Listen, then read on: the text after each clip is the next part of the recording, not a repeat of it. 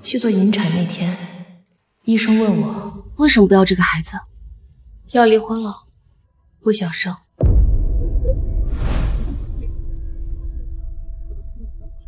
嫂子，我哥知道吗？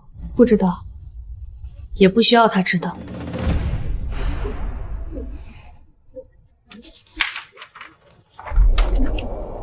5个多月，手脚都长出来了，引产不是小手术，你想清楚了？想清楚了。嫂子，贺医生，你现在是我的主治医生，不是我的婆家人。该签字的我都签了，知情同意书也摁了手印。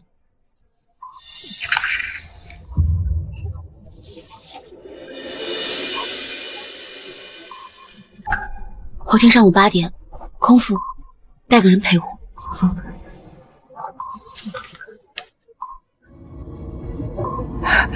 嫂子，我哥跟你3年了，他对你是有感情的。3年，我嫁进贺家1095天，他跟我说过最多的一句话：今晚有应酬，不会来。我不知道，那算什么感情？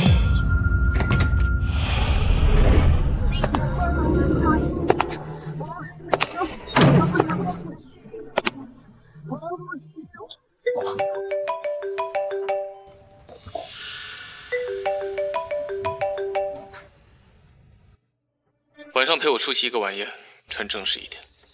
他从不问我在哪里，也不问我过得怎么样。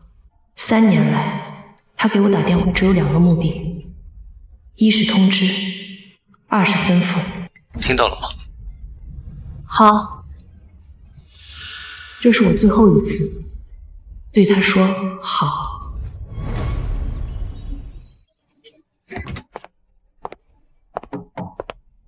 太太，这是先生送来的礼服。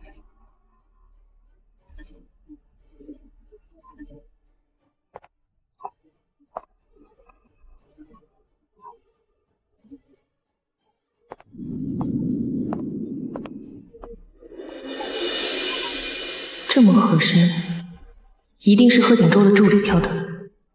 他的助理甚至比他更了解我穿什么尺码。还好，看不太出来。再过2天，这个秘密就不会存在了。怀孕了？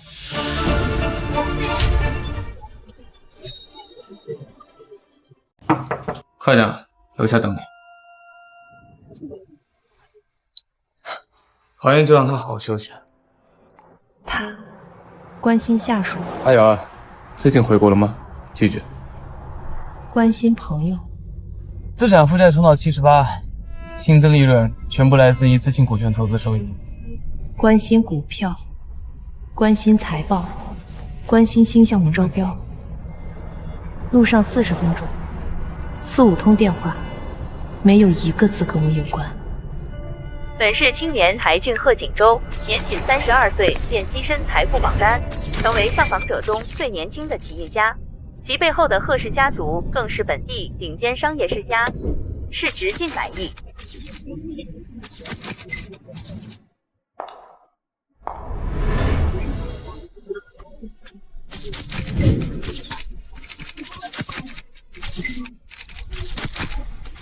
而我，温实宁，他名义上的妻子，在所有人眼里，他压根就没背景，就是也没学历，靠运气嫁入豪门的普通女人。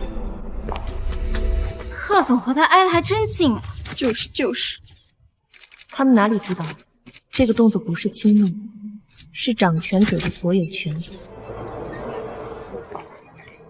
是让其他男人不得靠近我的宣誓。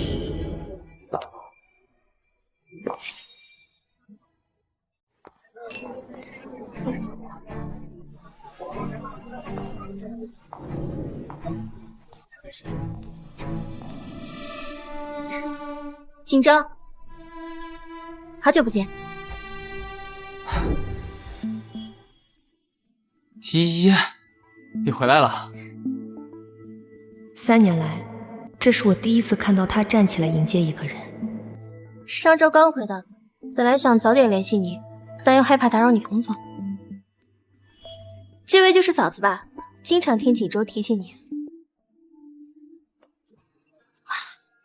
锦州也经常跟我提起你。贺锦州的白月光，青梅竹马，留学5年，刚回国的商业才女。沈小姐，你好，叫我依依就好，咱们之间不必这么客气。坐吧。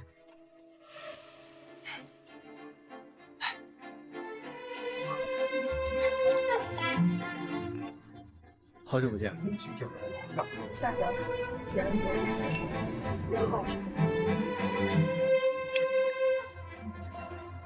久仰了，沈小姐。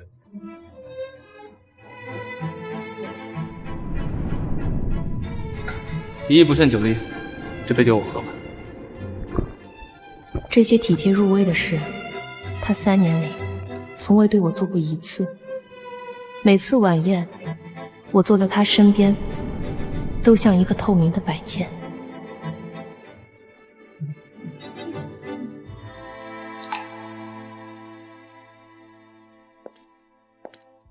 那个贺太太也太可怜了吧！老公当着她的面跟别的女人眉来眼去，脸都绿了。可怜什么呀？人家都嫁了身价百倍的老公，有钱花还不够。话可不能这么说。沈依依回来，贺家那位迟早要换人，那也是他自己没本事，谁让他什么都不是。什么都不是，评价的真好。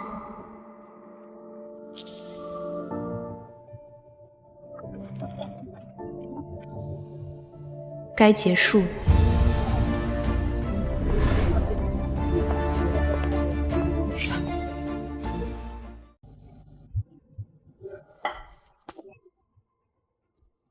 昨晚为什么提早走？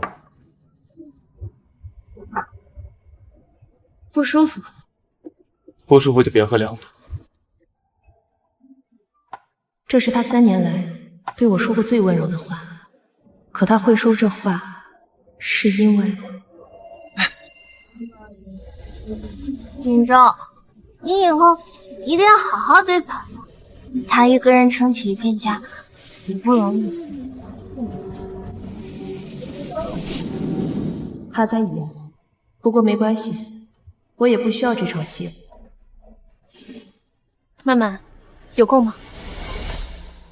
妮妮，你终于想通了，帮我拟一份离婚协议。财产怎么分？不要。妮妮，你完全不用担心贺家的势力，我现在已经是业内顶尖的律师，完全有信心拿下这个官司。贺家的财产，我1分都不要。车子、房子、股份、存款，我全都放弃。我只要一张离婚证。妮妮，你疯了吗？你嫁进去这么多年，没有功劳也有……我要的是干净利落，只要我1分钱都不要，他就没有理由拖着不离。出什么事了？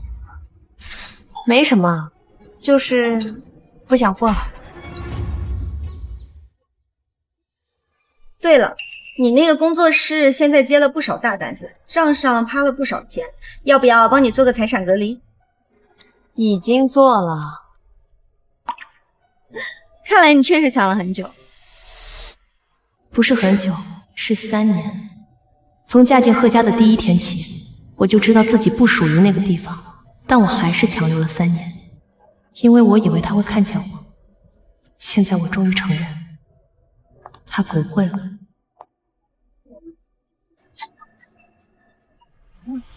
回来啦。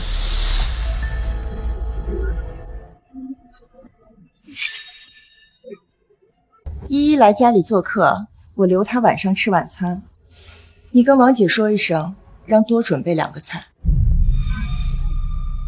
我的婆婆让我去吩咐保姆给别的女人夹菜。3年前，我第一次听到这样的话会难过，现在不会了。好，嫂子，我简单吃点就行，不用太麻烦。他不是在挑衅，也不是轻视，他的眼神里是一种我才是这个家主人的笃定。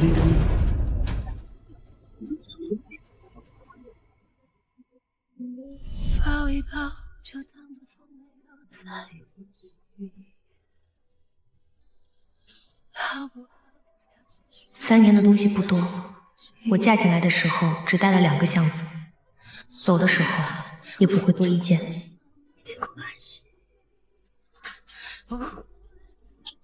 你在干什么？收东西。收拾什么东西啊？我要跟锦州离婚。你说什么？离婚？你再给我说一遍。我要跟贺锦州离婚。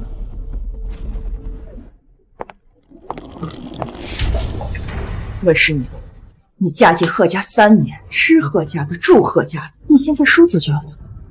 我不从贺家带走1件东西。你以为这是你想来就来、想走就走的地方吗？那您的意思是，我不想走也得走吗？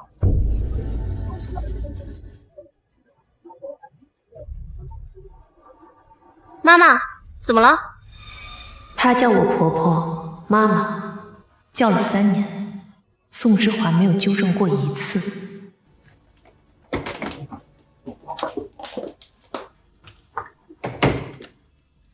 嫂子，你这是？沈小姐，这个位置以后就是你的了。温世宁，你今天敢走出这个家，就永远别回来！我不会回来了。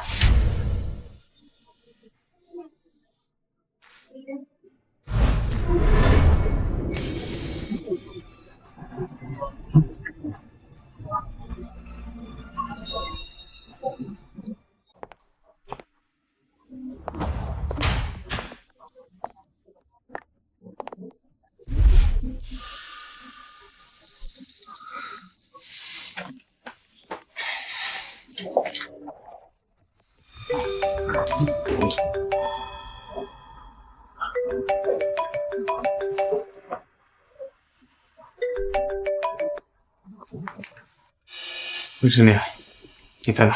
外面。回来。贺锦州，我说了，我要离婚。你又在闹什么脾气啊？因为昨晚的事。不是脾气，协议上写的很清楚，我放弃所有财产，只要你签字。不签。那就走法律程序。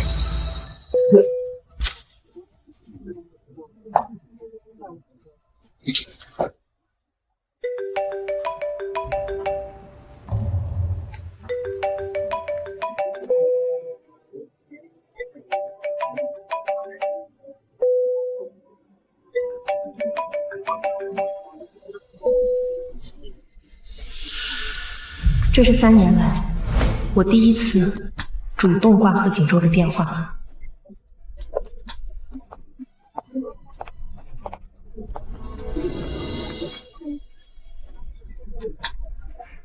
之前瞒着贺家买下的这间公寓，这才是我真正的家。贺总，温世宁呢？温姐在里面。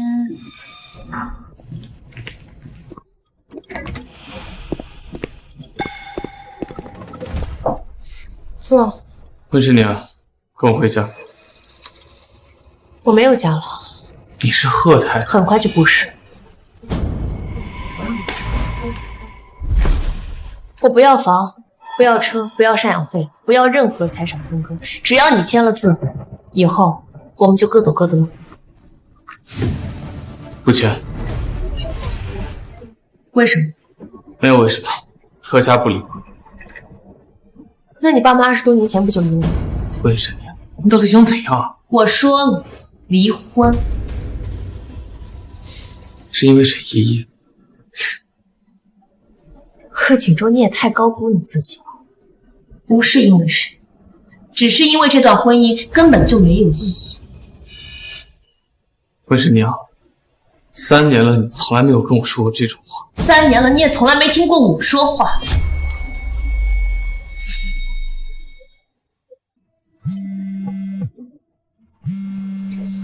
回头再说。回头再说，这4个字就是我们这段婚姻的缩影。所有我的事儿都是回头再说。我过生日，他让我回头再说。我身体不舒服，他又是我身体不太舒服。回头再说。我想出去旅行，他还是锦州，我们去这儿吧。回头再说。哎，好。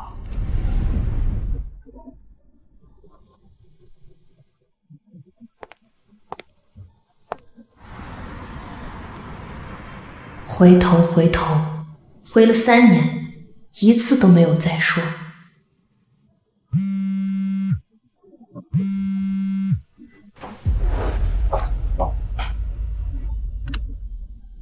他什么反应？不签。他不签的话，分居2年可以单方面起诉，或者你有其他证据，家暴、出轨、转移财产。他没碰过我，他没有打过我，也没有碰过我。我们结婚3年，同床共枕的次数用1只手数得过来。最后一次是4个多月前，就是那一次，我怀了孕，也是那一次，我看到了他和沈依依的消息。锦州，我下个月就回国了，你还记得你答应过我的话吗？我不知道他答应了他什么，但我知道那个字的分量，比他对我说过的所有话都要重。那就分居，从你搬出来那天算起，我帮你记录证据链。好。还有一件事，下周有个国际设计竞标，甲方是悦城地产，你要不要亲自出面？不用，陈峰去吧。唉，温实宁，温总，大佬你还要藏多久？该露面的时候自然会露面。3年前，我以孤女温实宁的名字嫁进贺家，没有人知道。问这座城市最神秘的设计工作室，估值2个亿的行业黑马，背后站着的人就是我。也没有人知道我的母亲姓江，江城制药集团的江。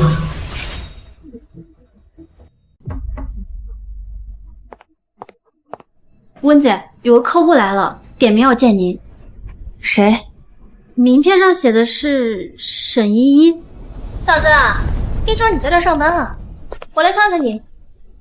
挺好的，小是小了点儿，但很温馨。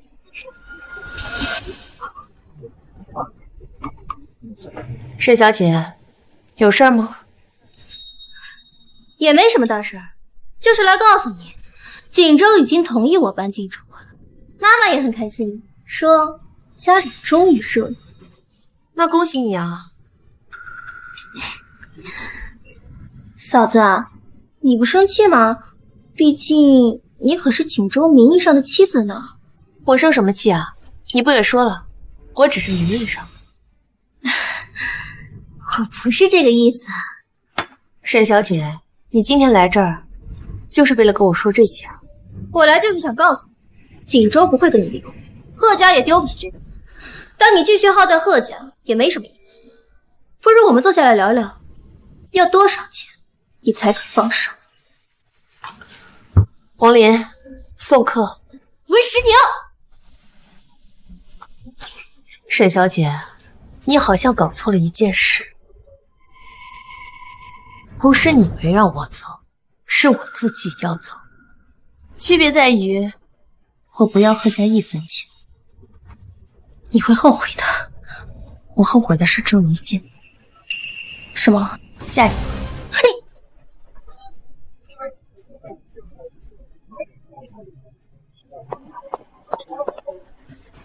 温姐，她刚才那个表情好吓人。悦城地产最大的合作伙伴是贺氏集团，这个项目如果拿下来，问和贺氏之间的业务关联就会更深。但如果我现在撤出来呢？还不是时候。该走的棋一步步走，该翻的牌一张张翻，急不得。嫂子，明天的手术你还做吗？我需要确认。照常，明天，一切都会从明天开始。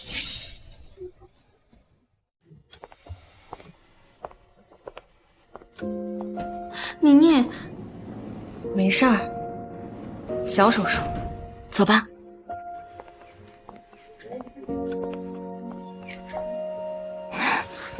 嫂子，我昨晚一夜没睡。这事跟你没关系。我没告诉我哥，但我真觉得这个孩子……贺言，你是个好医生，做好你该做的事儿就行。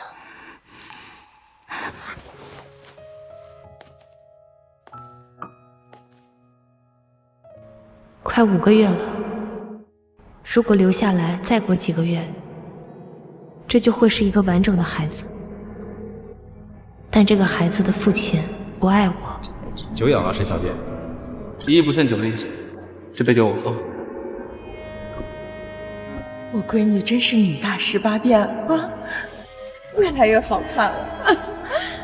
谢谢妈。他的奶奶叫着别的女人闺女。最好。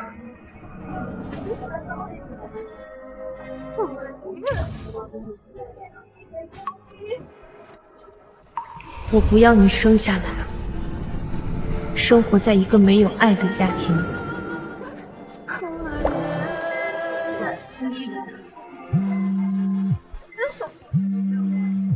回来，温实宁到底想怎么样？我妈说你拿走了所有东西。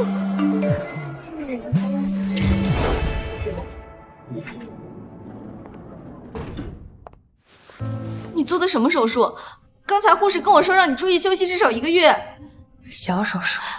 温实宁，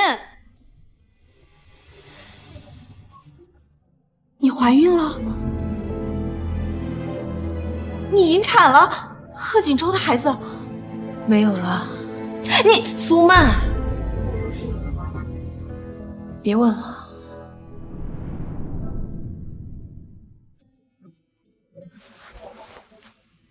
我回去就帮你把分居证据做实，越快离越好。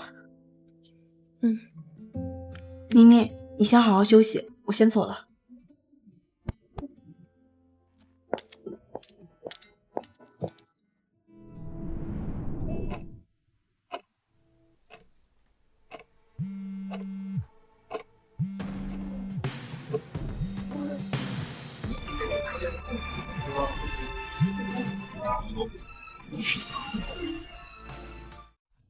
回来，温实宁到底想怎样？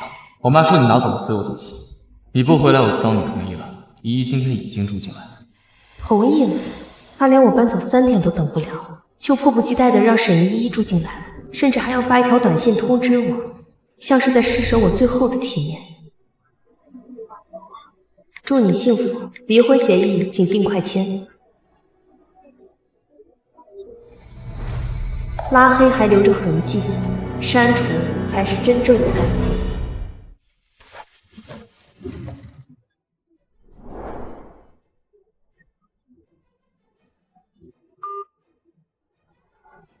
外公，我离婚了。宁宁，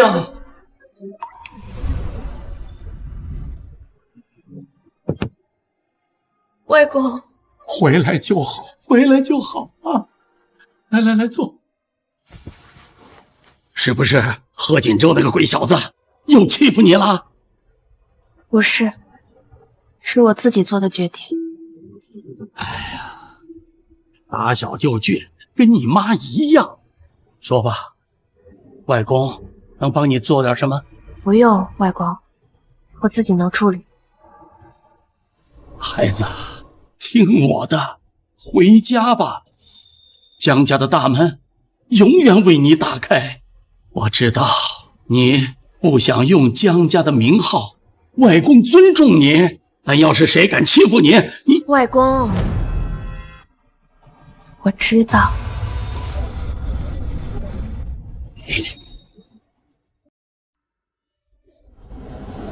我的外公江伯年，江城制药集团创始人，坐拥100亿身家。我母亲是他唯一的女儿，母亲20年前嫁给了我父亲，跟江家断了联系。后来父亲出事，母亲也走了，只剩我一个人。外公找了我10年，终于在我读大学的时候找到了我。他想给我江家的一切，我没要。我想靠自己，所以我用温诗妮这个名字活了26年，考大学，创办问工作室，嫁进贺家。没有人知道我是谁，包括贺锦州。他以为他娶了一个毫无背景的普通女孩，可以随便对待。但他不知道，他口中那个什么都不是的妻子，设计过的项目比他谈过的合同还多。他更不知道，贺氏的市值之所以能在3年里翻倍，有多少是因为问工作室在背后默默铺路。但这些都不重要了，我不需要他知道，我只需要他签字。孩子，要照顾好自己的身体，江家那永远都是你的啊！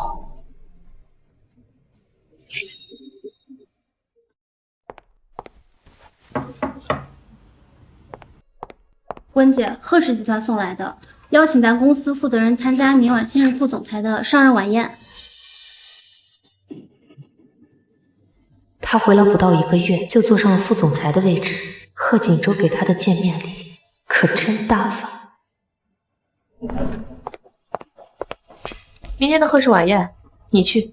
老板，贺氏那边点名要求工作室负责人亲自出席。说我在出差。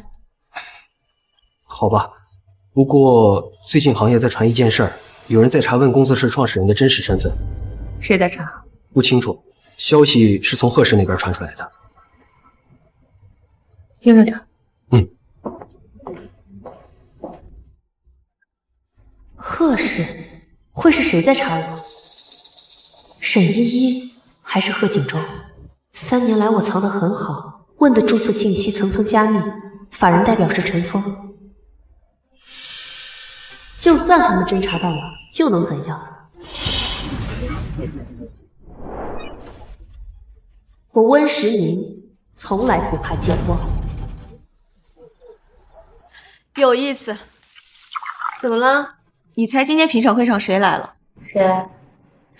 沈依依，她以贺氏副总裁的身份亲自出席了那个会议。她还在会议上提出了一个要求，她说为了保证合作透明度，希望微影工作室的实际负责人亲自出席下一场会议。理由呢？她说行业里有传闻，微影工作室创始人的身份存疑，贺氏作为合作方有知情权。他这是在逼我现身。你怎么打算？让他逼。宁宁，苏曼，你帮我查一下，沈依依在回国之前，在国外都做了些什么？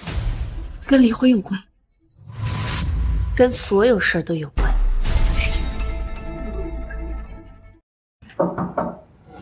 进。老板，你让我查的东西出来了。说。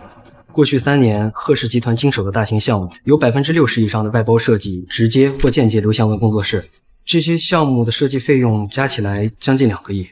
在贺氏内部财政里，这2个亿的支出被标注为第三方设计合作费用，没有任何人关联到您的真实身份。也就是说，贺氏现在只知道他们在跟一个顶尖的工作室合作，但是却不知道这个工作室的老板就是他们老板的老婆。对。但现在沈依在查这件事儿，如果查到您头上，会拿这件事大做文章，您不担心？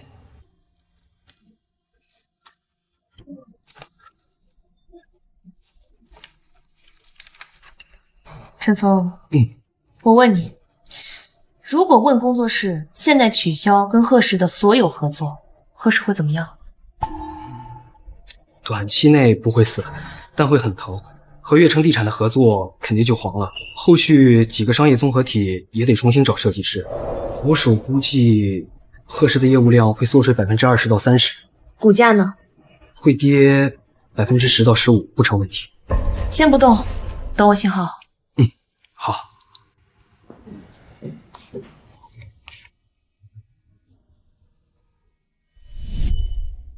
3年来，我以问工作室的名义，默默替贺氏集团做了无数次嫁衣，最好的设计方案，最优惠的合作报价，最高效的项目交付，不是为了贺氏，是为了贺锦州。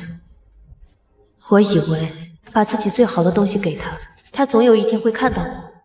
结果，他看到的是沈依依的笑，沈依依的茶，沈依依的白裙子。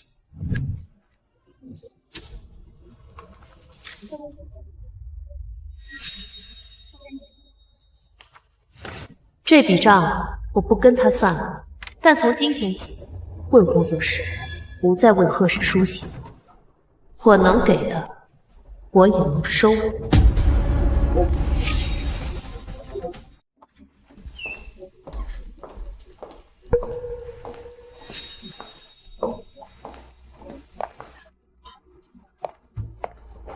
就这么个巴掌大的地方。您怎么来了？我今天过来是问你事情。你真的想好要跟锦州离婚了？是。你想清楚了？想清楚了。温时宁，我告诉你，我当初同意锦州娶你，那是看在老太太的面子上。现在老太太走了，我把话说明白。这张卡里有300万，你把钱拿着，签个保密协议，从此跟贺家再无瓜葛。300万，他觉得获得3年就值300万。离婚协议里写的很清楚，我不要贺家1分钱。那你要什么？签字。你什么都不要。温时宁，你老实交代，是不是在外面有人了？这个问题，你应该去问您的儿子。你什么意思？沈依依住进贺家几天了？5天还是6天？谁让她搬进来的？沈依依那是客，住在主卧的客。这300万您拿回去，只要贺锦州在离婚协议上签字，我可以什么条件都不提。但如果他不签，怎样？我就去法院起诉。你敢？有什么不敢的？您觉得，到时候媒体如果问为什么贺家少奶奶要离婚，是您丢脸，还是我丢脸？温时宁，你别敬酒不吃吃罚酒。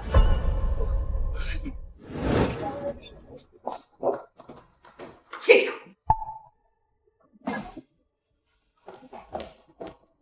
温姐，贺太太好大脾气。没事。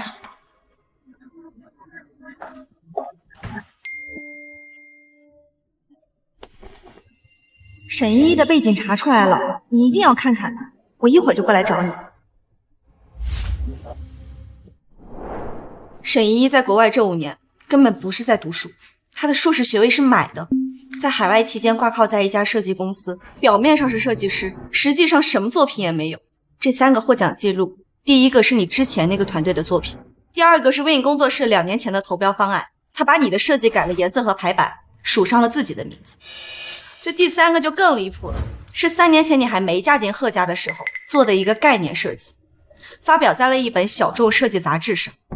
他抄了我的作品，抄了3次，然后带着这份完美的简历回了国，坐上了贺氏集团副总裁的位置。他不只是想抢我的丈夫，还想偷我的财富。证据链完整吗？完整，原始文件、时间戳、发表记录全都能对上。先存着。你打算什么时候用？等他自己跳出来。宁宁，你冷静的让我害怕。冷静，不是冷静，是3年来我吞下的所有委屈，终于有了出口。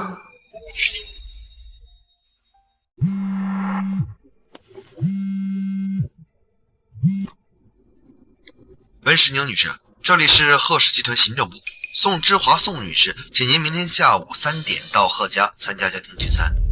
家庭聚餐？我已经搬出去了，还请我去家庭聚餐。知道了，应该是鸿门宴。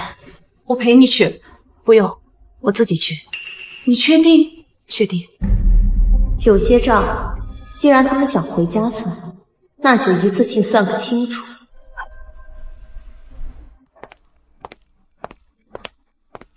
温小姐来了，里边都在等您。温小姐，不叫我少奶奶了。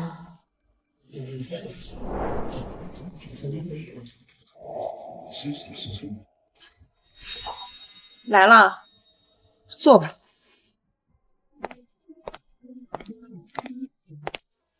石宁啊，听说你要跟锦州离婚，这到底是怎么了嘛？这两口子过日子哪有不磕碰的呀？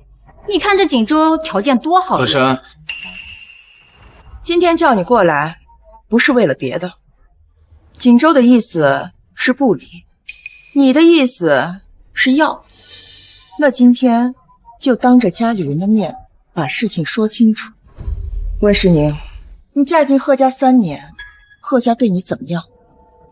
吃的、穿的、用的，都是最好的。那你还要离？你跟他们说了吗？说什么？沈依依住进我们卧室的事。啊，这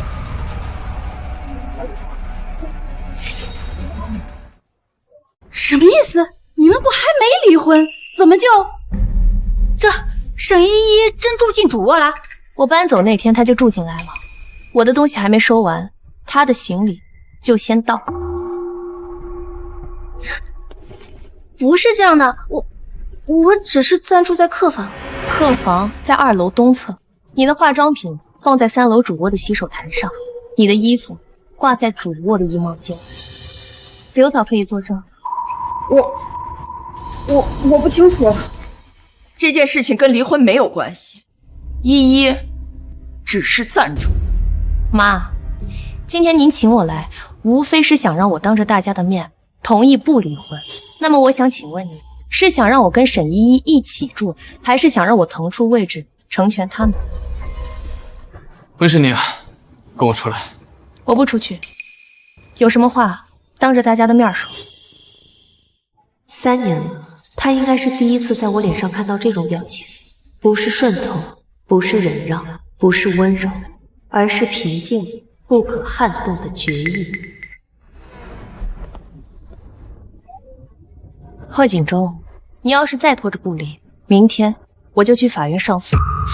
起诉书我已经拟好了，理由是感情破裂，证据包括分居记录以及第三者介入。沈小姐，你的名字会清清楚楚地出现在起诉书上。温世宁，你敢！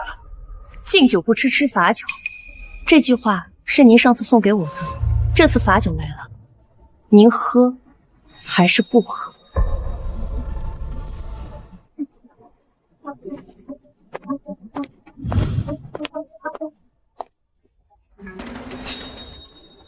我只给你们3天的时间考虑，3天内贺锦州要是还没有在离婚协议书上签字，那么第4天一早，诉讼书就会直接送到法院。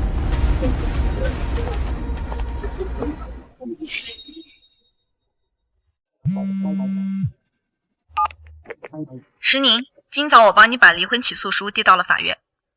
辛苦了。不过你要做个心理准备，中午12点消息就传开了，不是我传的，是法院系统里有贺家的人。猜到了。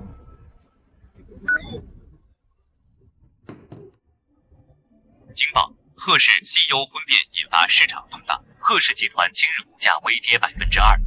下午2点，贺氏集团的股价微跌了2%，原因是有投资人在朋友圈看到了消息。资本市场最怕2件事：企业内斗和老板私生活丑闻。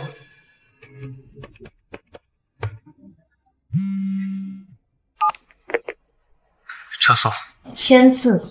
温世宁，你是在威胁我？贺锦州，我在走法律程序，我有权起诉，这是法律赋予我的权利，不是威胁。你知道你在干什么？贺氏今天的股价也……那是你的事。你，贺锦州3年里，你让我等了无数个回头再说。现在我不等了，你可以选择签字，干净利落，也可以选择继续拖着，看法院和舆论会让贺氏股价再跌多少。你变了。不是我变了，是我不装。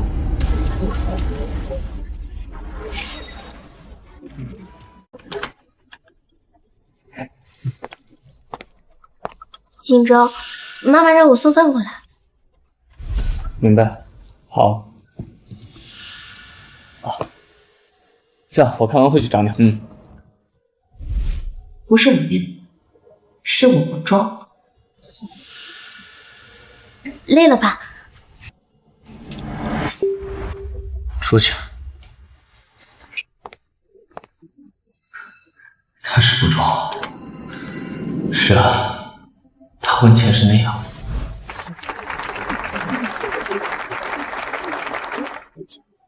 方律师，温世宁起诉离婚的案子，不管用什么办法给我拖死他，这回他别想死。老板，悦城地产的邮件你收到没有？咱们中标了，设计费8000万。贺氏集团作为悦城地产的合作方，未来3年所有的地产项目设计都要经过咱们工作室的审批。我看到了。你是没看到，你的方案一出来，悦城地产那几个老总眼睛都直了，当场拍板，一个字都不用改。他们还让我问你，下周的行业峰会能不能亲自参加？想见见你这位总设计师。好。还有件事儿，沈一今天在会上一直盯着我，会后还找人打听问的底，他好像认定了问是攀上了贺锦州才拿到了贺氏资源，在查背后是哪个女人。可惜他搞反了。可不是，3年了，明明是贺氏靠着咱们低价兜底，他才坐稳了副总裁的位置，他倒好，还以为是咱们在吸贺氏的权。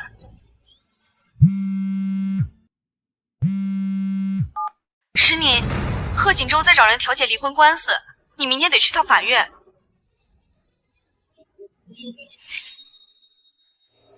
温女士，贺先生的意见是双方和解，撤回起诉，恢复婚姻关系。贺先生同意以下让步：第一，沈一小姐立刻搬出贺家别墅；第二，贺先生将在1个月内安排一次夫妻旅行。夫妻旅行？我跟他说了3年，他次次都是回头再说。现在要离婚了，他这个头终于是回过来了。方律师，我的当事人不接受和解，离婚意愿绝不改变。苏律师，贺先生这次的诚意很足啊。诚意？这是温女士搬离贺家别墅当晚第三方级入住主卧，这是物业提供的车辆出入记录和监控截图。怎么之前没跟我说呀？还有，这是温女士在婚姻存续期间的就医记录。苏曼，总之，我的当事人坚持离婚，请贵方在15日内给出正式答复。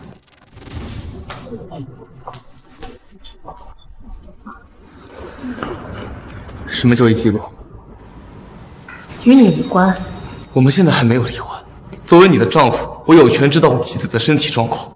贺锦州，已经晚了。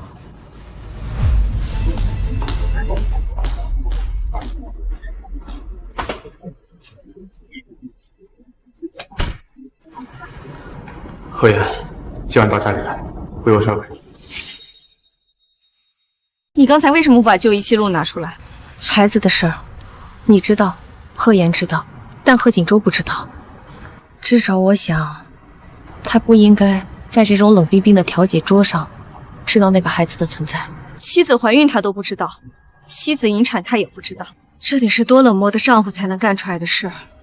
要我说，孩子的事就是最有力的筹码，能让贺锦州在社会舆论上彻底死掉。不是筹码。什么？那个孩子不是筹码。我只想干干净净的离，不想用孩子换自由，用秘密换条件。我明白了。如果他不签字，那我就等。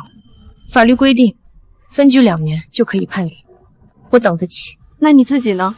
身体恢复的怎么样？好的差不多了。石宁，你什么都跟我说差不多了，你到底怎样？我饿了，请我吃饭。走，街角面馆，我请客。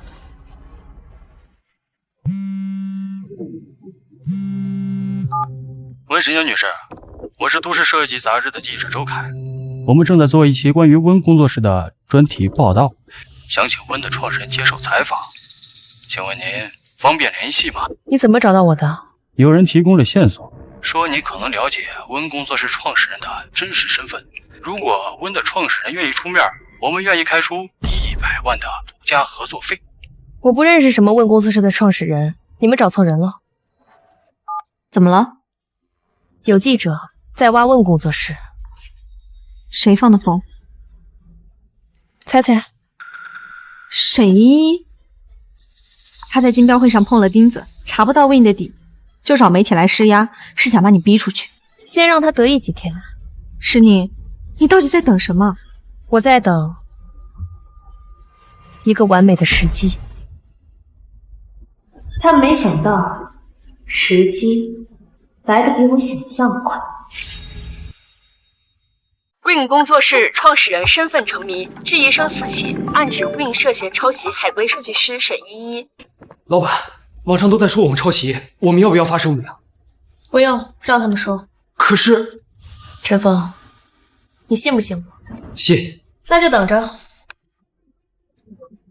沈依依在国外的履历大半都是注水的，她挂靠的海外事务所 Lumina Studio 在去年就已经注销，但我查到这家公司的法人代表赵明辉是贺氏集团总裁的前员工。海外投资部直属 CEO 管辖。对，查不到此人，但除了贺锦州，没人有这个权限。也就是说，贺锦州在海外做了一家空壳公司，给沈依依镀金，让她用假作品、假履历风光回国，当上副总裁。原来3年前，在我嫁给他的那一天，他就已经在给别的女人铺路，还越来越多了，但还不到出手的时候。贺总，最近关于温工作室与沈依依女士的版权争议，您怎么看？温工作室是贺氏的长期合作伙伴，关于版权问题，我相信真相会说话。有消息说温工作室的创始人一直不肯公开身份，您觉得这正常吗？商业社会，每个人都有自己的选择，但透明和诚信是合作的基础。我个人认为，既然进入了公共领域，就理应受到公共的监视。副总裁沈依依女士的相关作品均有合法来源，贺氏集团保留对恶意诽谤方追究法律责任的权利。公关部的声明 ，CEO 的签字，贺锦州这是想替沈依依做背书。他以为问的创始人躲躲藏藏是心虚，可他根本不知道，那个躲躲藏藏的人是为了他才隐姓埋名的妻子。老板，贺锦州的采访你看了吗？他这是一边低价让我们帮他干活，一边帮他的人踩我们。不急。我怎么能不急？你上次说悦城地产要召开一个行业论坛，想见见我这个设计师。对，在下周。什么主题？原创设计，知识产权保护。完美。致悦城地产尊敬的赵总，下周的行业论坛，问工作室创始人愿意亲自出席并发表主题演讲。问的老板终于愿意露面了，太好了！我来安排最大的会场，这次同行业的人都会来。赵总，我有一个小请求。你说。你要名单上麻烦帮我加上贺氏集团总裁贺锦州、副总裁沈依依。这个没问题，贺氏本身就在咱们的合作名单里。谢谢。月底10天后，所有的牌一起翻。他怎么知道我住在这儿？难道是用了贺家的关系网？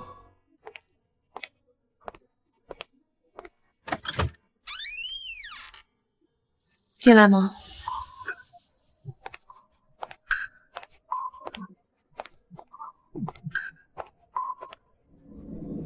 你一直都住在这里啊？多久了？比你想象的巧。我今天过来，不是找你来聊离婚的事儿的。那是什么？贺言都告诉我了，你怀过孕5个月，引产，还做了手术，为什么不告诉我？是我的孩子。告诉你有什么用啊？那是我的孩子。对，也是我的。凭什么自己一个人做决定？贺锦州，在我知道自己怀孕的那天晚上，你在哪？你在沈依依的接风宴上，喝到凌晨2、3点才回来。在我去医院做检查的时候，你在做什么？你在公司跟沈依依开1对1的闭门会议。在我决定去做引产的那天，你说了什么？你说今晚你夜走不回来。我一个人去做的检查，一个人听得胎心，一个人决定去做引产，一个人躺在冷冰冰的手术台上，从头到尾你都不在。可是你不告诉我，我怎么在？我不告诉你你不在，我告诉你你就在了。3年了，我跟你说了多少回话？你有几次认真听了？我生病你知道吗？失眠你知道吗？多少个晚上在沙发上等你等到睡着，你知道吗？师娘，3年，这是你第1次这样叫我的名字。3年来，他都是叫我温时雨3个字，带着高高在上的客套和距离。而时雨这2个字，他今天第1次叫，不是因为我，是因为孩子。贺锦州，你心疼的是那个孩子，不是我。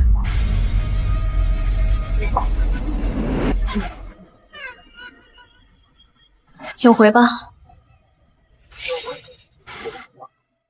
师娘，我最近想了很多我们以前的事儿，你难道一点都不怀念我们以前那些美好的回忆吗？我们以前还有美好回忆吗？我们还没结婚的时候，你颁奖我都会陪你去，还有刚结婚的时候，你会去公司给我送你做饭，还有什么？你陪我去领奖，是真的替我高兴吗？你只是想让所有人都看见你娶了个多么耀眼的女人。在我这个战利品到手了，你就开始惦记下一个战利品。所以我送饭你没胃口，我想去旅行你没时间，不管我说什么，你都是回头再说。你娶了我，转头就忘了我这个妻子。贺锦州，你怀念的不是我，是你如何赢得一个女人的那场仗。我现在只恨我当初为什么会看上你，爱上你，然后让你轻而易举的得到我，忽视我，欺负我。师娘，我错了，我求你再给我一次机会好吗？3年前你有无数个机会，现在没有了。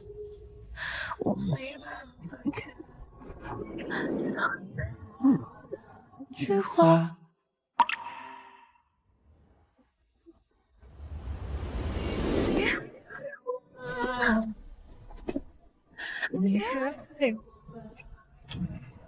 不是心软，是累。跟一个人耗了3年的力气，不是说断就能断的。但我必须断，因为如果我现在心软，未来等着我的还是无尽的。回头再说。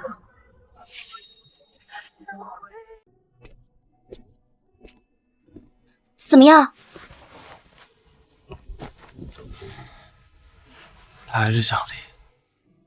我是问他身体怎么样，5个月引产很伤身的。那你自己问他去。你以为我不想啊？我俩以前多好啊，吃饭、逛街、聊八卦。要不是你看上他，非要去追，我现在也不至于都不敢见他。你说他看上我哪一天？你跟他结婚3年，你不知道？他父母走得早，这些年一直都是自己一个人。那年他来咱们家做客，你给他倒了1杯水。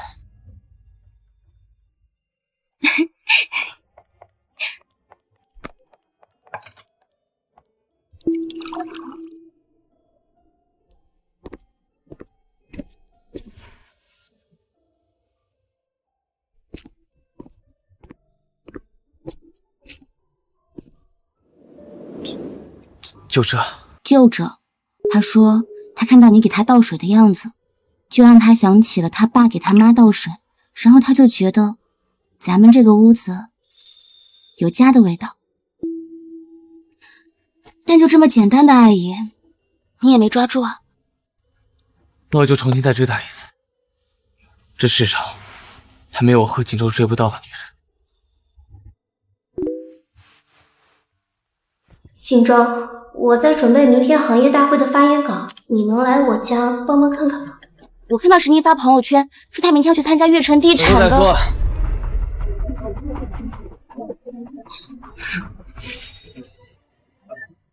我一直觉得问这几年出手的项目哪一个不是行业标杆？你说他真的会去抄沈依依这样一个新人吗？谁抄谁还不一定呢。我现在只好奇一件事，问背后的那个创始人今天到底露不露面啊？业内传了这么多年的大佬，今天总算有机会见见真神了。我一直很期待跟这位前辈当面交流，我的作品都有据可查，欢迎当面对质。贺氏相信自己的团队，也相信沈副总的能力和品行。如果问工作室不能证明清白的话，请尽快向我司道歉。可惜，要让你们失望。我一直很期待跟这位前辈当面交流，我的作品都有据可查。贺氏相信自己的团队，也相信沈副总的能力和品行。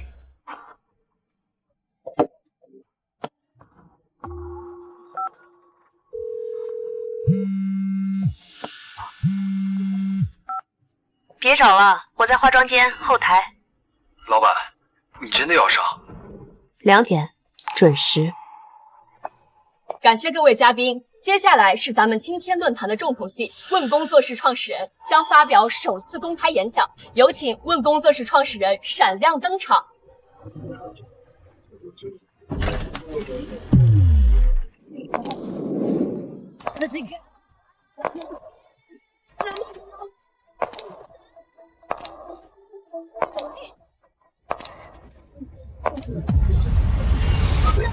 怎么可能是他？竟然是他！贺锦州的妻子竟然就是问的老板。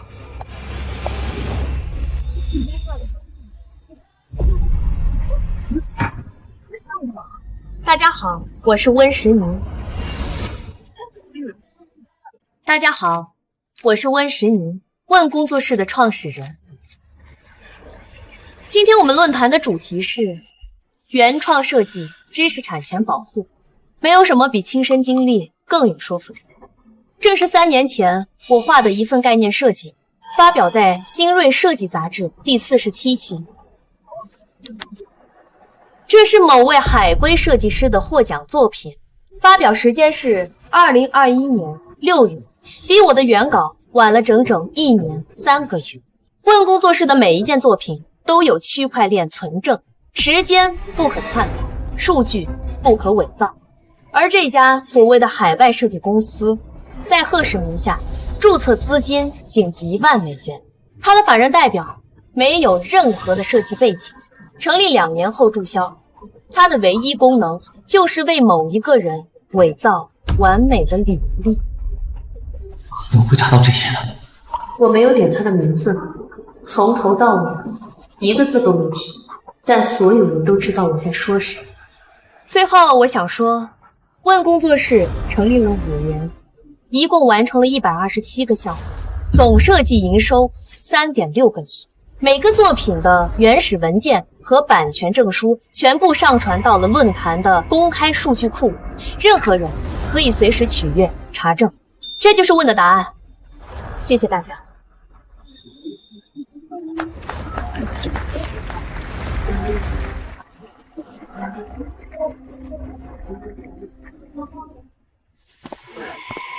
沈小姐，根据问资料显示，那家海外公司就是空壳。您之前说作品有据可查，请问您现在怎么解释？你拿空壳公司的履历来竞标，还反过来指控问抄袭，请问是你自己的主意吗？贺总，那家海外公司的注册信息显示在贺氏名下，是不是贺氏专门为沈小姐鉴定？您和沈小姐是什么关系？贺总，您刚才说相信自己的团队，现在证据确凿，您还要坚持为需要道歉吗？那种眼神，我从没在他脸上见过，不是愤怒，不是震惊，而是一种迟来的、无法挽回的恍然，像是有人告诉他，他手里一直握着一颗绝世钻石，但他却亲手把它当成了玻璃弹珠。贺总，从这个月起，问工作室取消与贺氏集团的所有合作。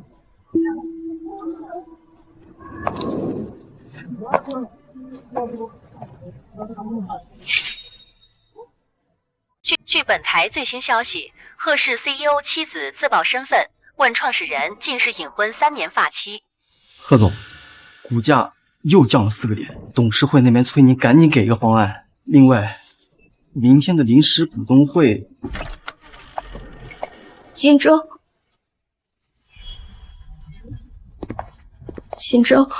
外面都在传，说你要免我的职。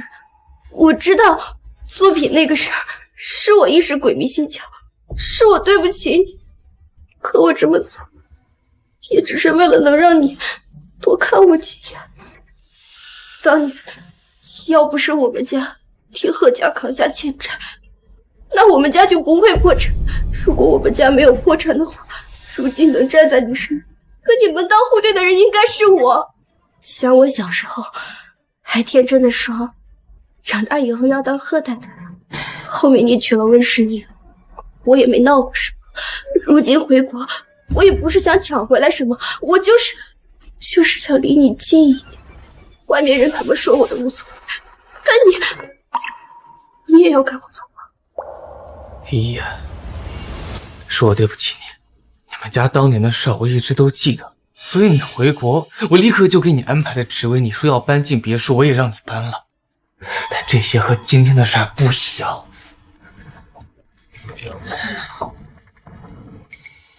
你工作履历有问题，你的公司海外注册信息是挂在贺氏名下，董事会看到了，那些媒体也看到了，所以不是我要免你的职，是我不得不处理了。要不然明天董事会他们开除的就不是你，是我。我知道了，我什么也没有了，我没有家人，没有朋友，也没有地方可以去。锦州，你能不能先不要把我从家里赶出去？我真不用，你住着，不用搬。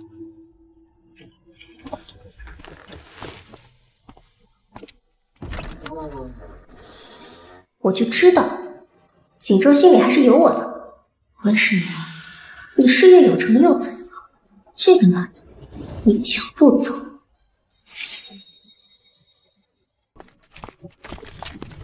先生你好，外人见温总需要预约。我是她丈夫。对不起先生，这是温总的规定。近日，贺氏集团发布声明，副总裁沈依依因履历造假被免职。沈依依抄了老板那么多作品，他贺锦州一个免职就完了。可不是嘛，贺锦州那天当着所有媒体的面说他相信沈依依，还要我们问给贺氏道歉了。是啊，温总都嫁给他3年了，他都没发现咱们温总就是温的老板。你说他一个男人怎么当的老公？他什么时候对老板上过心？我敢说，他连老板早上吃没吃饭他都不知道。我之前的确是太忽视他了。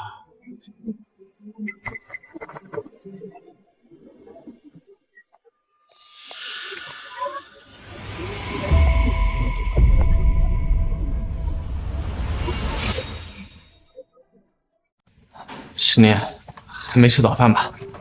给你买来的。谢谢，放那儿吧。我记得你以前就爱吃这家的，我专门绕路去买的。拿铁、半糖，我没记错吧？人的口味是会变的，现在我已经不喜欢这些了。说吧，什么事儿？你能不能跟我回去一趟？我想给你看一样东西。我从你家搬走的时候带走了所有的东西，现在你家没有什么我可留恋的。你回去一趟，如果你看完之后还是没有改变心意的话，我就同意跟你签字离婚。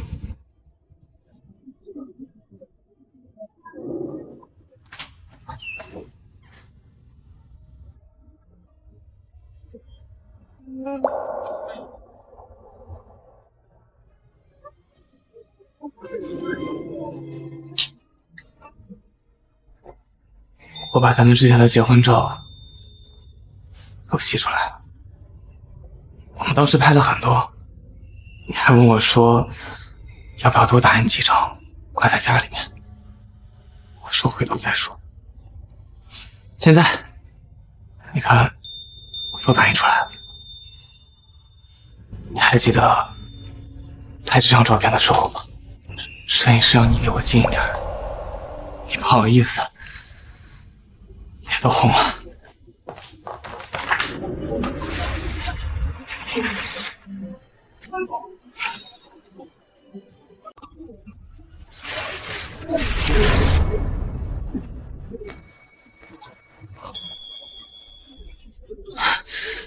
是不喜欢这张吗？你看看这个，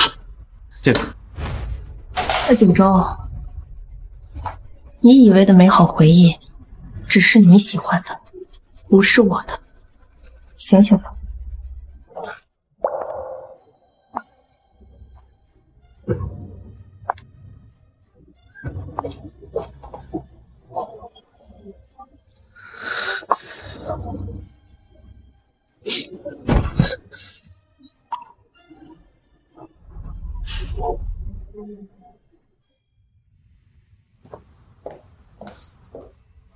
外公，您怎么来了？路过，顺便来看一看。不错，真不错呀，有你妈妈当年年轻时候的风骨。外公，如果您今天来是为了继承江氏的事，那我很抱歉。不了。过去一直催着让你回家继承江氏，那是担心你个女孩子在外边打拼太辛苦了。现在看来，你不仅做成了8000万的设计大单，还拥有悦城地产这样的大客户啊！外公这心里彻底踏实了。对了，江城药业明年要建一座新的总部大楼，这个设计呢就交给你来做，怎么样？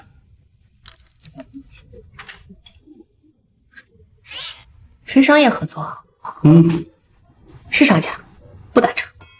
行，你说了算。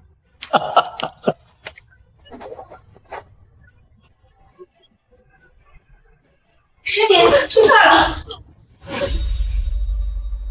师弟出事了！爷爷好。好那你们忙，我走了。记着，明天中午回家吃饭。好。贺锦州的律师刚刚联系我，他说希望我们把诉讼离婚撤下来，改成协议离婚。他今天早上来找过我，不像是会同意协议离婚的样子。不是他的意思，是董事会。你之前公开身份，贺氏的股价当天就跌了4个点，后来沈依依被免职的事情上了头条，又跌了2个点，这几天又接连跌了几次，董事会坐不住了。他们希望把贺锦州离婚对公司的影响降到最低。他们说，如果我们愿意撤诉，调解金可以给到这个数。协议离婚可以，不过这笔钱成立一个基金会吧，去救助那些有先天性残疾的婴儿。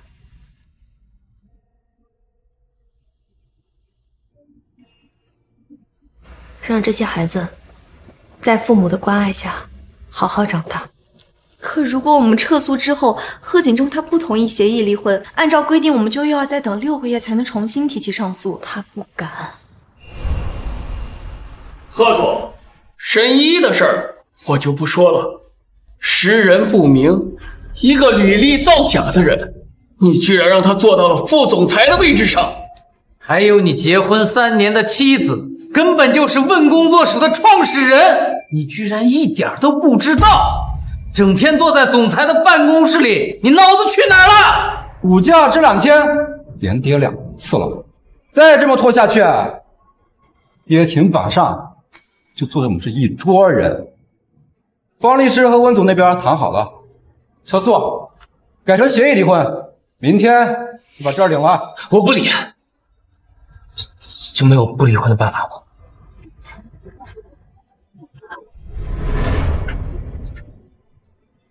知道了。信息确认无误，两位如果确认没有任何异议，就请在上面签字。从今天起，将正式进入30天离婚冷静期。冷静期满后30日内，双方必须亲自来领证，否则将视为撤回离婚申请。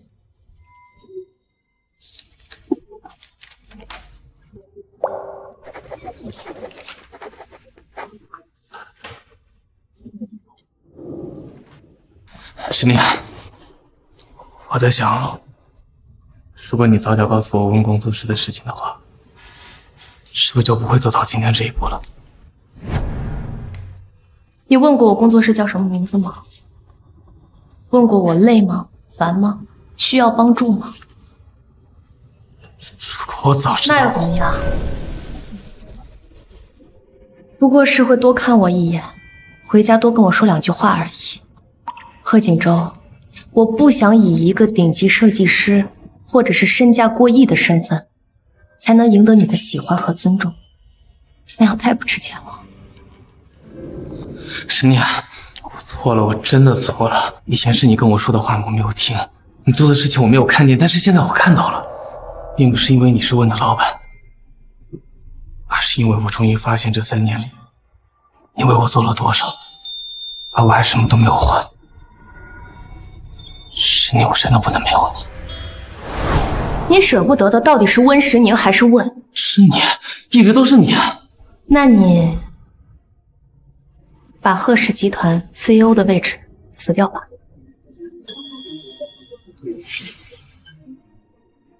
既然像沈依依这种人，你都可以让她坐上贺氏集团副总裁的位置，那我对你这么重要，你为我辞职吧。你看，你爱的从来都不是我。石宁，离婚冷静期还有30天，这30天里，我一定会让你看到我的心意的。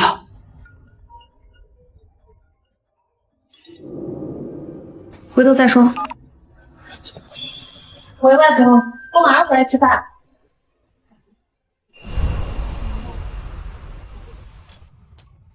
宁宁啊，生日快乐！大小姐生日快乐！生日？过去3年在贺家，我早就不记得自己的生日。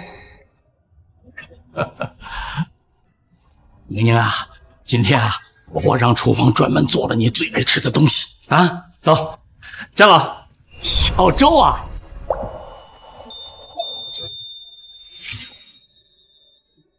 小周啊，我给你介绍一下，他叫周岩，前沿资本的。他呀，一没事就往我这儿跑。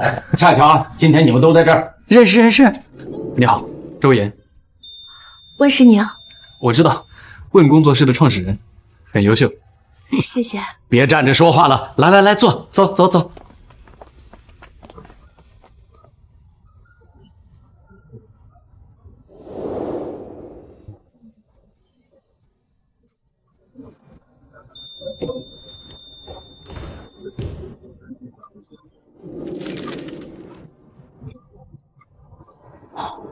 又偷偷看你小师妹了。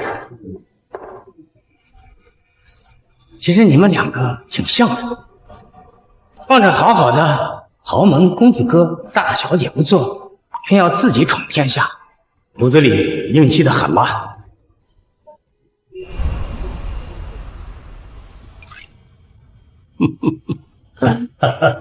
我们是不是之前见过啊？是，海城大学建筑与设计学院，我比你高2届。您也是学建筑的？我不是，我是学金融的，但是我对建筑一直都非常感兴趣。我看过你的作品，一个以竹子为原型的度假酒店设计概念，里面的悬挑结构让我印象非常深刻。谢谢。哎呦，原来是校友啊！外公，您看你又给我准备。不，这个我可没安排啊。不知道今天是温小姐的生日，匆忙中叫人备了一些薄礼。哪里是今天才知道？上个月来江老这儿，知道温小姐要离婚之后，就叫我备些礼物了，就等着今天制造一场偶遇送出来了。哎呀，多谢周先生的好意，不过这礼物太贵重了，我不能收。是我考虑不周了。我来走啊！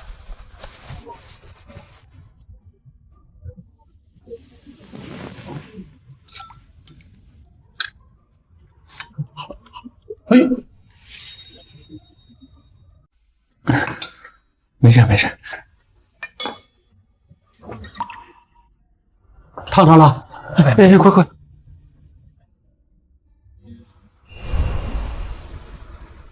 真的没事。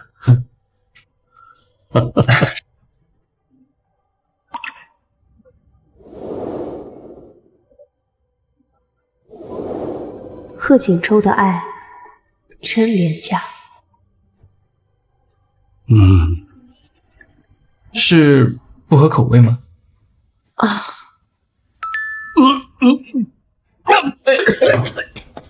江老，你慢着点，好点没？没事了。公司的事能放就放吧啊，身体要紧。坐，吃饭。也是，外公70多了，为了江氏，还一直在一线工作。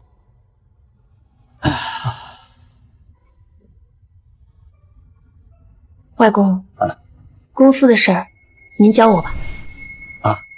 我想好了，问我要做，江氏我也要学。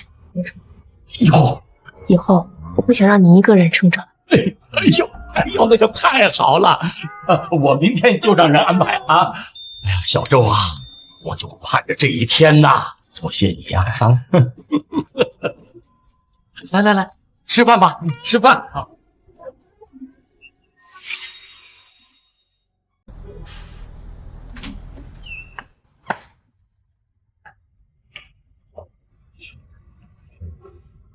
锦州，依依怀了你的孩子，等30天冷静期一过，你去跟依依摆正理。什么？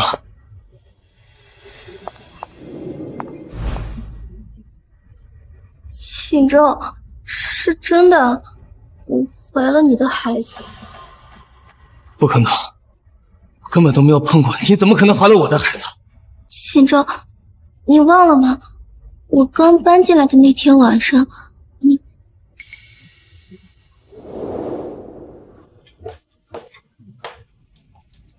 锦州，你怎么穿着石宁的衣服？不对，你就是他。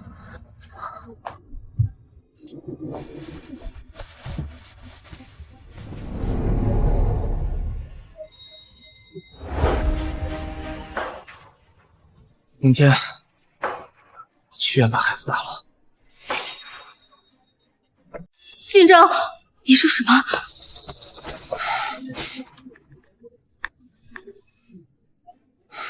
我说我们没关系，不要以为你怀着孩子就觉得可以拿捏我。能做我贺锦州孩子妈的这辈子，只可能是温石宁。你跟温石宁已经离婚了，眼下陪在你身边的人是依依。依依怀了贺家的孩子，这个婚你必须结。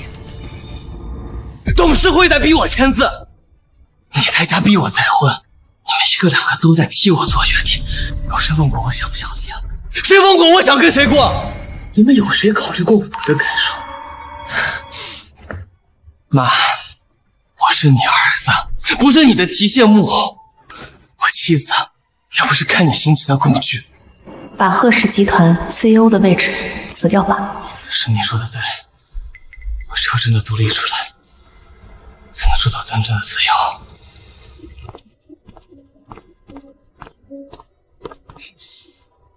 温石宁，你都已经离婚了还搞点紧张，我不会让你好过的。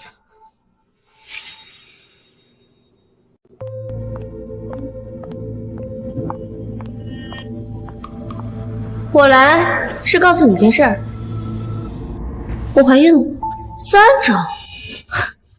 算算日子，刚好是你搬出主卧，我搬进主卧。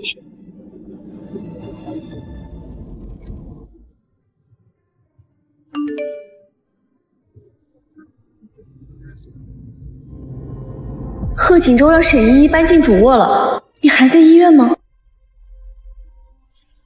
也是我流产的那一天。恭喜你，温世明，我劝你趁早放手。我早就放手了，不放手的人是他。住手！沈依依，你在干什么？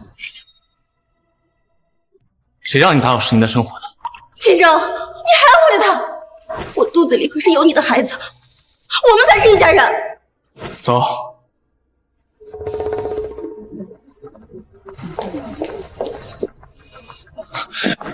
诗宁，那天是我喝多了，我错把他当成了你，我的心里只有你，你放心，那个孩子我是不会认的。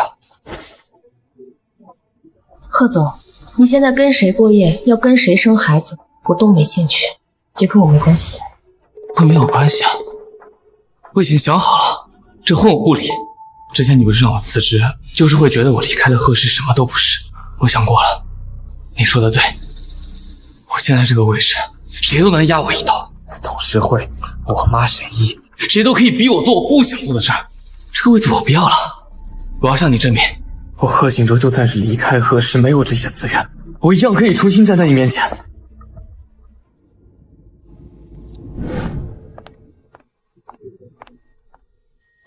妮妮，我看贺锦州这狗皮膏药的样子，这冷静期一过，万一他不肯离怎么办？是得想个办法，让他彻底放手。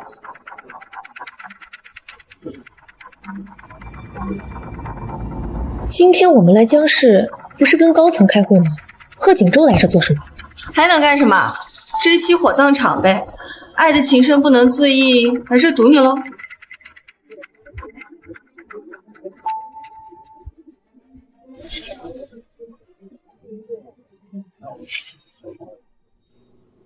他竟然想要江氏的投资。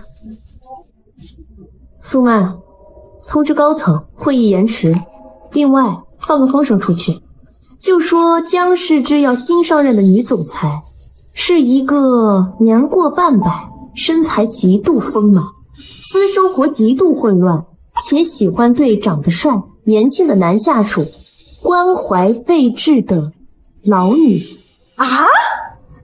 他不是表现的对我有多情深，口口声声说要追求我吗？那我现在就给他一个真正追求我的机会。听说了吗？咱们公司发生了一件大事。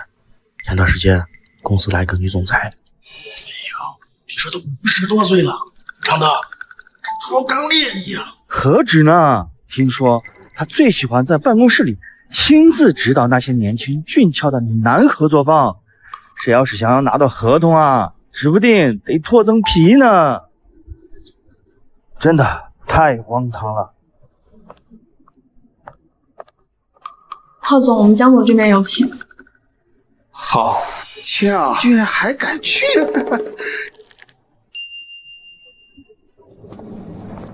请。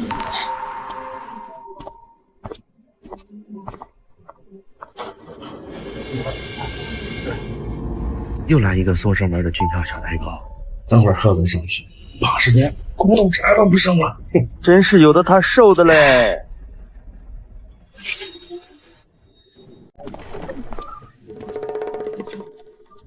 江总，我进来了。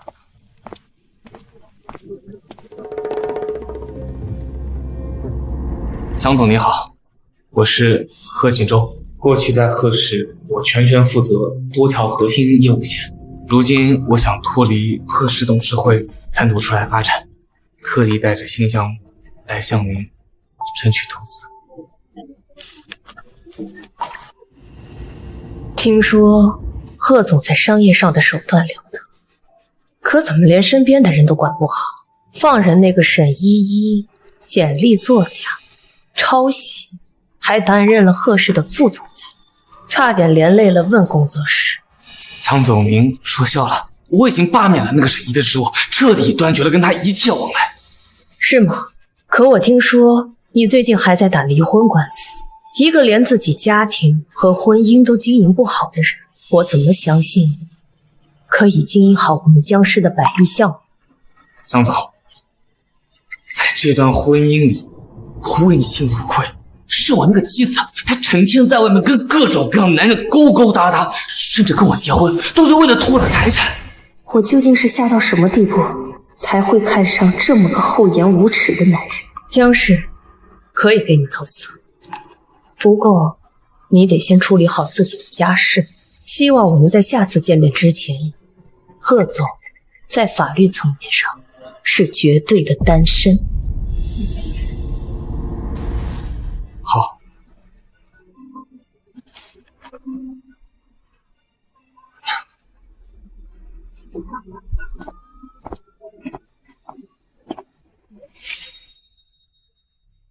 希望我们在下次见面之前是绝对的单身。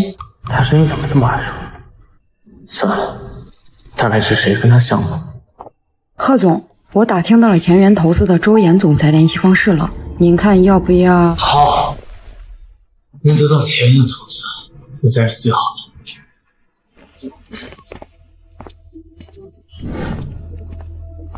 周总，贺氏的贺锦州带了个项目来，说是想和你谈谈合作的事。让他走公开招标，我这不搞特殊。明白，那您现在去哪？罗树。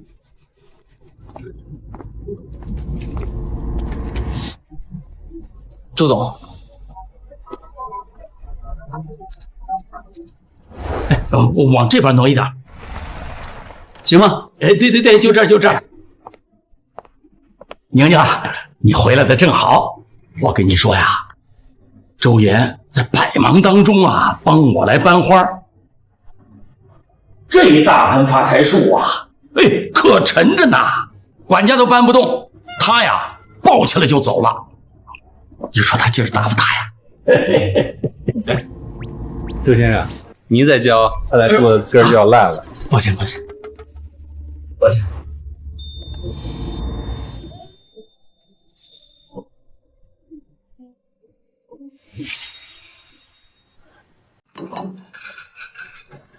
我说宁宁啊，你看你这个诗歌怎么样啊？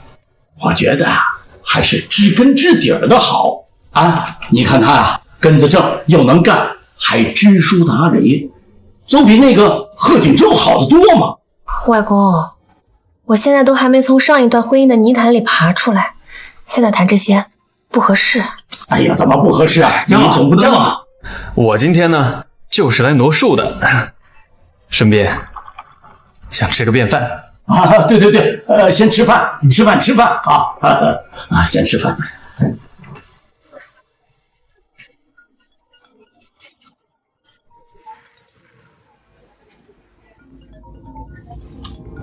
抱歉。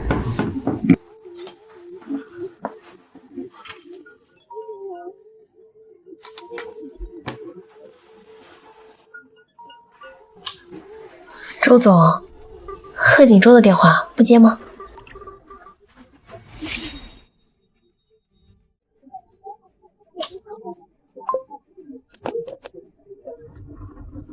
贺锦州最近满世界的找人拉投资，想脱离贺氏单干。不过，温小姐放心，这个人我不会投。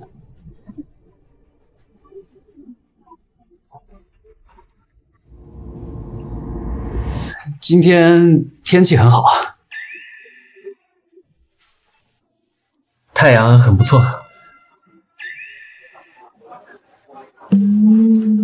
啊，是月色很不错。他这是在找话题，想跟我聊天吗？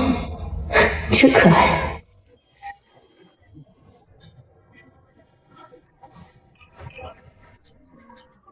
不知道您到底是怎么了？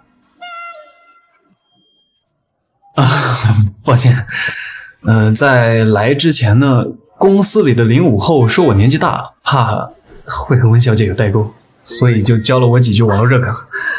刚才的那句不知道您这是怎么了，是一种关心人的意思。那还学了些什么？啊，还有不知道我的身材很曼妙，是一种自谦的意思。哦，还有尊嘟假嘟是真的假的的意思。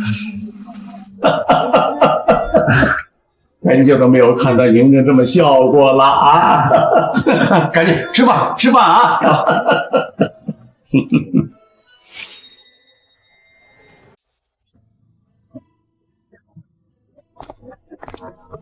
听说你最近要离婚，有什么需要我帮忙的，尽管说。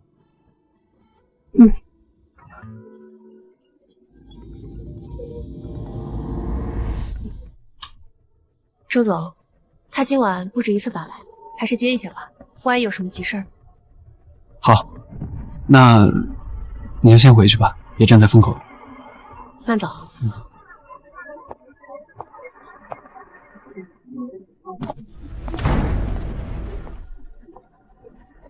贺锦州是个极其看重自尊和分寸的人，即使再想拉投资，他也绝对不可能在被拒之后这样毫无体面的死缠烂打。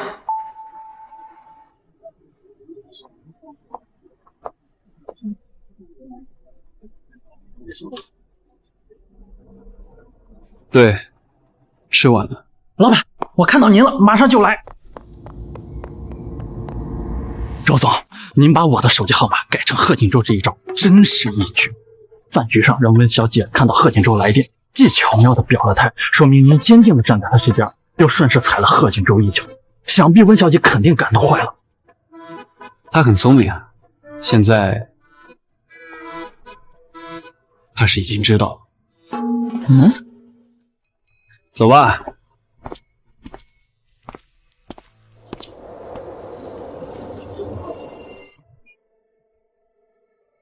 温小姐放心，这个人我不会投。有什么需要我帮忙的，尽管说。原来是这样。可是贺锦州，你用你那3年的冷漠和残忍，让我失去了爱人的力气。现在面对别人递过来的真心和假意，我竟然连试一下的勇气都没有了。贺总，解释一下，你私下联系悦城地产的周岩，想拉投资另起炉灶，这件事董事会没有收到任何报备。贺总一边坐在贺氏总裁的位置，一边在找出路。贺总，你是拿贺氏当跳板吗？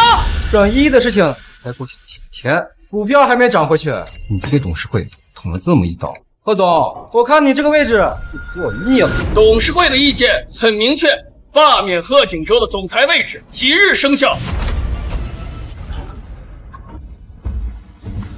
各位董事，锦州做错了事情，我这个当妈的没什么好辩解的。他爸走得早，贺氏是从零做起来的。当年跟各位一起创业的时候，老贺从来没有亏待过任何人。他现在走了，留锦州一个人撑着这个摊子。他才32，年轻，糊涂过，会犯错。我今天呢，也不是来替他求情的。他做错了，董事会该怎么罚怎么罚，但罢免。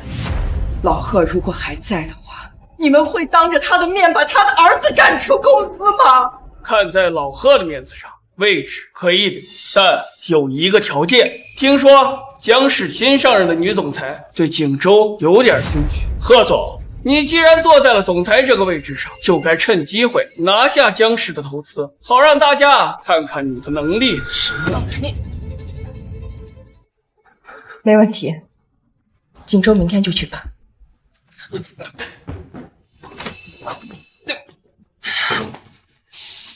妈，你居然让我去讨好一个比你年纪还大的女人，你还不让我当你儿子吗？你不去，那个位子明天就换人。换人就换人，我本来就不想当这个傀儡了。不当傀儡，你告诉我，你离开贺氏你还能干什么？你去找周岩，人家连你面都不见，你连一笔像样的投资款都拉不到，你有什么资格给我说你不当傀儡？给我走！出来！你给我过来，把这个刷干净！闭嘴！我当初跟你爸创办公司的时候，为了省点保洁费，偏谈合同干项目，晚上来办公室打扫厕所。你现在站在我面前说你不当傀儡，那你倒是告诉我，你能吃得了什么苦？妈，觉得恶心是吧？但等你拿下江氏，这点恶心又算得了什么？江氏制药医药半强，100亿身价，他们一个季度的利润顶贺氏1整年的营收。你要是拿下了江氏，贺氏的富贵就有了。到时候你就是商界的神话。这温世宁看到了，他会怎么想啊？他那个问工作室再厉害，那也只是给别人做设计的，而你拿下的是江氏锦州。你想让他回来，首先得让他看得见你啊。妈，你当初跟我爸创业的时候，是不是也觉得自己特狠心？是，所以你恨我没关系，但等你站在最高位置的时候，所有的人都会像以前一样仰视你。温世宁也好，其他女人也好，你想要谁都不是问题。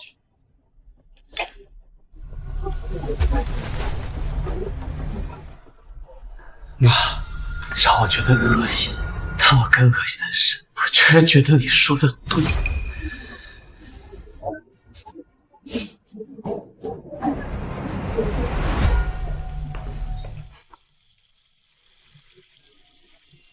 连自己亲儿子都能这样利用，那我肚子里这个，在他们眼里又能算什么？看来想从贺家拿钱，得换个法子。 30天冷静期已满，双方自愿离婚的话，在这里签字。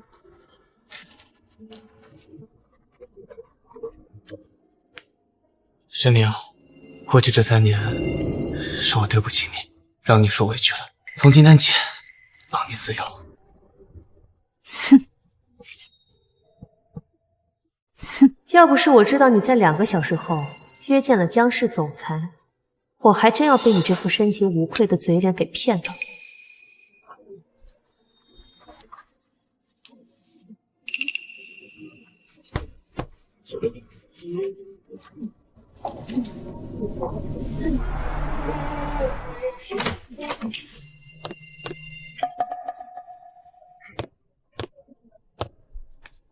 江总你好，我是贺氏的贺锦州，这是我们贺氏目前最诚心的医药大楼的合作方案。离过婚了？嗯。贺总跟那个给你戴绿帽子还图你财产的糟糕前妻离了婚，不应该放鞭炮庆祝吗？怎么脸色这么差，兴致不高啊？江总说笑了，虽然他百般不堪，但终究是有感情的。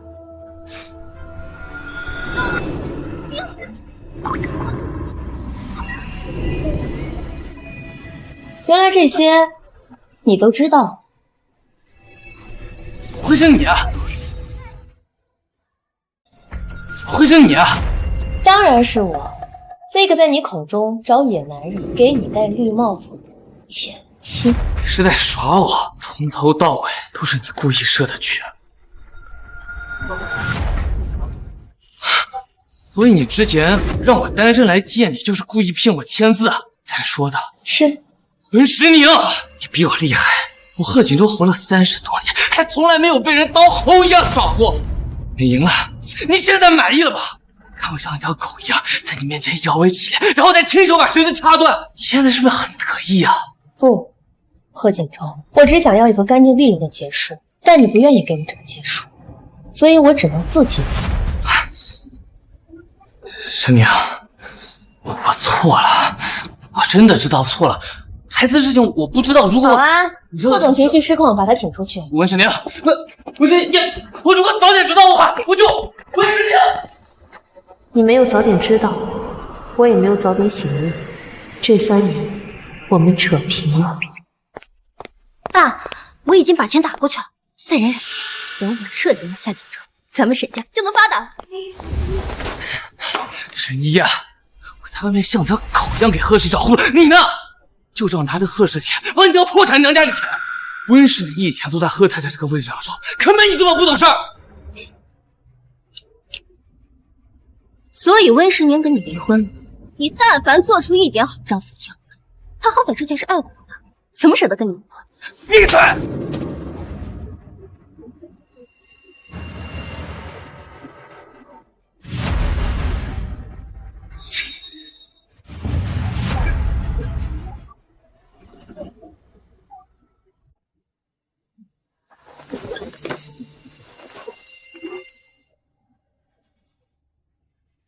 明天，这段贺氏总裁家暴致未婚妻流产的视频就会传遍全网。贺氏还能跌停几个停吧？贺总心里应该有数吧？我没承认过你是我的婚妻。网民不需要结婚证，他们只想看热闹。500万买断这段视频，我拿钱走人。谁呀？闭嘴！锦州，要是让别人知道你在30天冷静期内就搞大了别人的肚子，董事会明天就能把你撕了。这500万我出，把视频彻底删干净。还是伯母痛快。站住！要拿走这笔钱，你得帮我办另一件事。你说吧。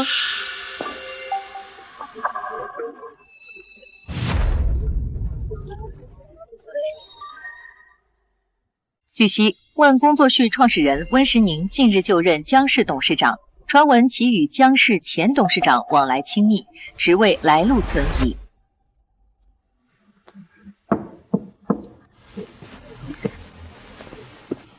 贺言，坐。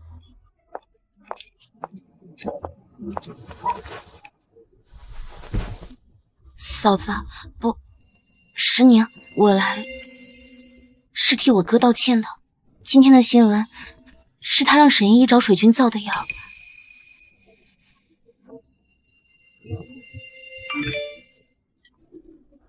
去找水军，在网上放风，就说温世宁是靠委身于江伯年那个70多岁的老头子，才爬上江氏总裁位置的。等他走投无路了，他就只能重新回到我身边。实宁，对不起啊，我不知道我哥怎么会变成这样，至少我以为他以前不是这样的。你嫁到贺家3年，我哥对你做了那么多过分的事，我从来没有说过一句公道话。现在他又用这么下作的手段，我真的没脸来见你。贺言，你不需要替他道歉，你是你，他是他，况且我们现在已经离婚了，所以你还是我的好朋友。今天谢谢你，我想把这份录音公开，可我怕他会因此……他自己做的事情，后果就让他自己承担。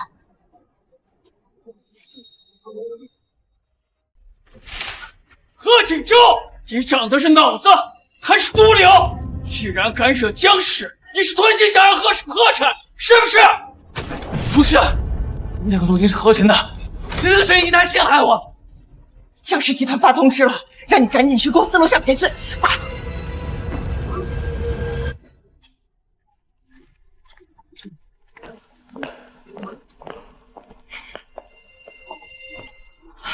江老，是我教子无方，锦州他也是一时糊涂，听信了沈依依的挑唆，才干出了这种事情。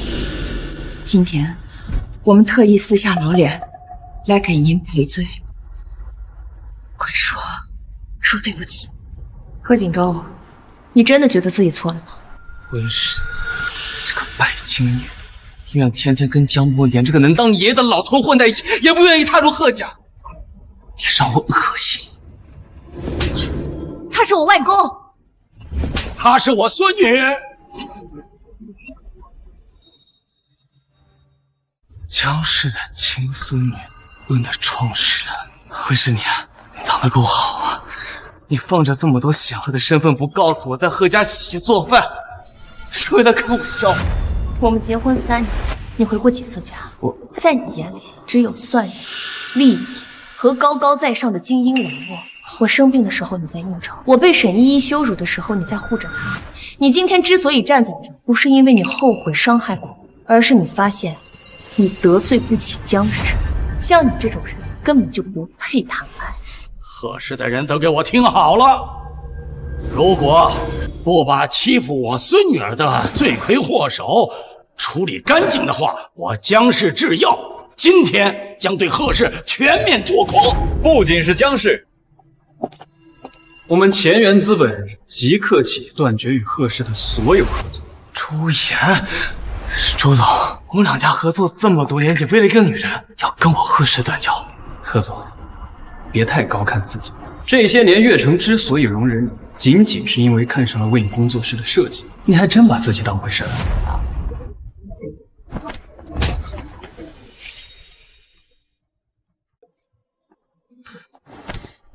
诗宁啊，这千错万错都是不是阿姨的错，你就看在你跟锦州结婚3年的份上，就饶了他这一次吧。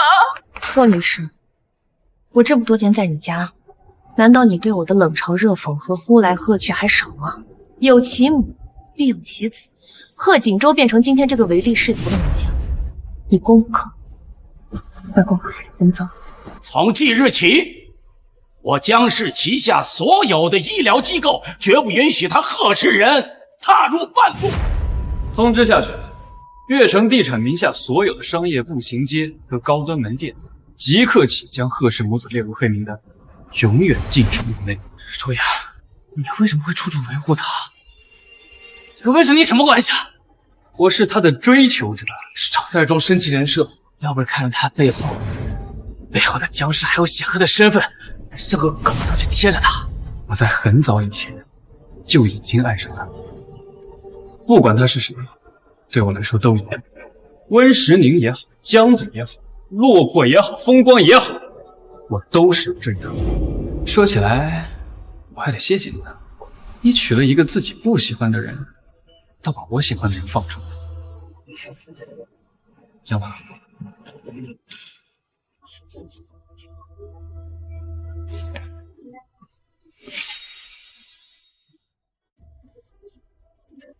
哎呀，快点，颁奖典礼要开始了。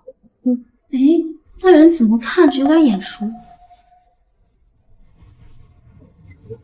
沈依依，就是那个抄温姐作品，履历全是造假的那个。我听说她后来找了好几家公司，人家一查她的记录就不要了。没想到在这干保洁，造了2次假，名声早就臭了。现在能有个保洁的工作就不错了。哎，是啊，听说贺锦州被贺氏踢出来之后，就一直在家待着，他妈到处托人给他找差事，但他呢拉不下脸，嫌这个丢人，嫌那个掉价，到现在还在家里靠他妈和他妹妹养着呢。行了，不关我们的事儿，走吧。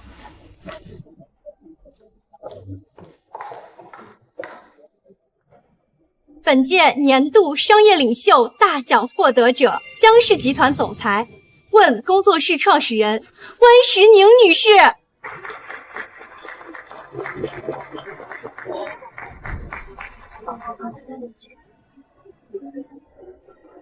感谢组委会，这个奖属于问工作室，也属于江氏信任我的每一个人。以后我们会继续勇敢地往前走，闯出一条新的道路。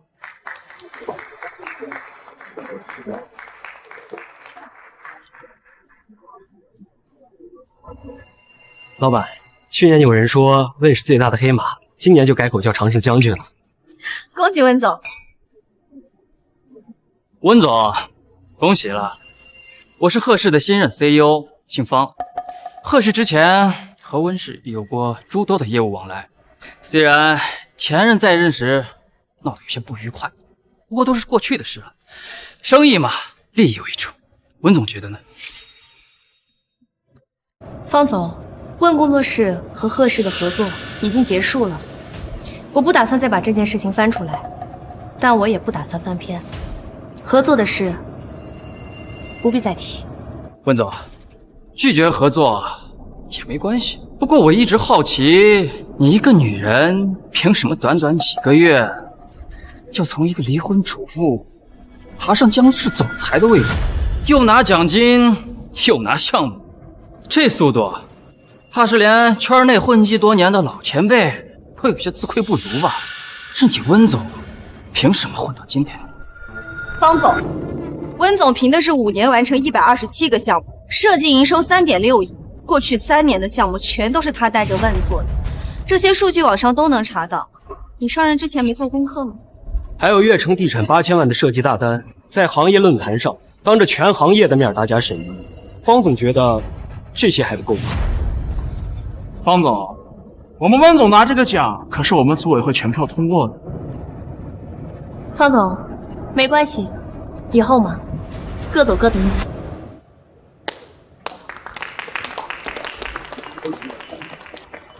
你刚才那句话，比台上那段获奖感言好多了。看来你这偷听的习惯还没改掉。哎呀，偷听不偷听都一样，别再祸害我的发财树。温小姐，能否认识一下？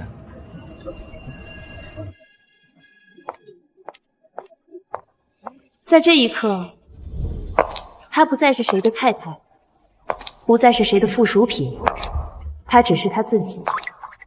从今往后，我的事业，我的人生，只跟我自己有关。